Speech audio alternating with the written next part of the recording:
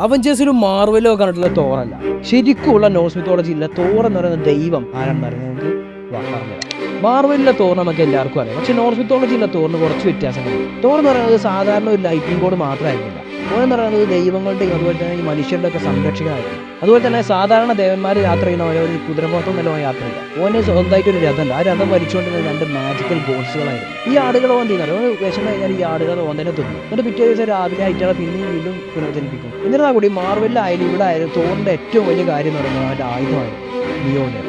ഈ മിയോൾഡറാണ് ആയുധം നമുക്ക് എവിടെ നിന്ന് കിട്ടിയത്, ഇതെങ്ങനെ ഉണ്ടായതെന്ന് അറിയാം. ഒരു ദിവസം ലോക്കി തോറിന്റെ ഭാര്യയായ സിഫിന്റെ മുടി മുറിച്ചാണ്. അപ്പൊ ഈ തോറ് ഇതൊക്കെ കണ്ട തോറിന് ആകെ ദേഷ്യം വന്നു. അപ്പൊ തോറ് പറഞ്ഞു ഒത്തിരി ലോക്കിനെ കുത്തി കൊല്ലുന്നു പറഞ്ഞു. അപ്പൊ ഇതിപ്പോ മേടിച്ചുകൊണ്ട് ലോക്കി കുള്ളന്മാരുടെ ലോകത്ത് കൊണ്ടുപോയി സിഫിന് വേണ്ടിയിട്ട് പുതിയ മുടികൾ ഉണ്ടാക്കാൻ വേണ്ടി. അവിടെ നിന്ന് കുള്ളന്മാരെന്ത് ചെയ്തു, സിഫിന് വേണ്ടിയിട്ടുള്ള സ്വർണ്ണമുടികൾ ഉണ്ടാക്കി. അതിനിടയ്ക്ക് ഇവരെന്ത് ചെയ്യുന്നുണ്ടായിരുന്നു, പുതിയ പുതിയ ആയുധങ്ങൾ ഉണ്ടാക്കുമായിരുന്നു. രണ്ട് കുള്ളന്മാരായിരുന്നു മെയിൻ ആയിട്ടുണ്ടായിരുന്നത്, ബ്രോക്കറും എയ്ത്തറും. അങ്ങനെ ബ്രോക്കറും എയ്ത്തറും ദേവന്മാർക്ക് വേണ്ടി വലിയ ഒരു ഏറ്റവും പവർഫുൾ ആയിട്ടുള്ള ആയുധം ഉണ്ടാക്കാൻ പറ്റും, ഒരു ചുറ്റിക. അങ്ങനെ ഇവർ രണ്ടുപേരും ഈ ഒരു ചുറ്റിക ഉണ്ടാക്കുന്ന ഇടയിൽ ലോക്കി ഇവരെ ഒരു ഈച്ചയാണ് മാറിയാണ് ഇവരെ ശല്യപ്പെടുത്തി. ഈ ശല്യപ്പെടുത്തൽ കാരണം ഈ ചുറ്റികക്ക് ചെറിയൊരു പ്രശ്നം പറ്റി. ഈ ചുറ്റികയുടെ ഹാൻഡിൽ ഉണ്ടല്ലോ അത് ചെറുതായിട്ട്, പക്ഷെ എന്നിരുന്നാൽ കൂടി ദേവന്മാരുടെ ഇടയിൽ തന്നെ ഏറ്റവും വലിയ പവർഫുൾ ആയിട്ടുള്ള ആയുധം എന്ന് പറയുന്നത് മിയോൾഡർ. അങ്ങനത്തെ കാലങ്ങൾക്ക് ശേഷം ദേവന്മാരുടെ കയ്യിൽ അങ്ങനെ പാസ് ചെയ്ത് തോറിന്റെ കൈക്ക് എത്തി.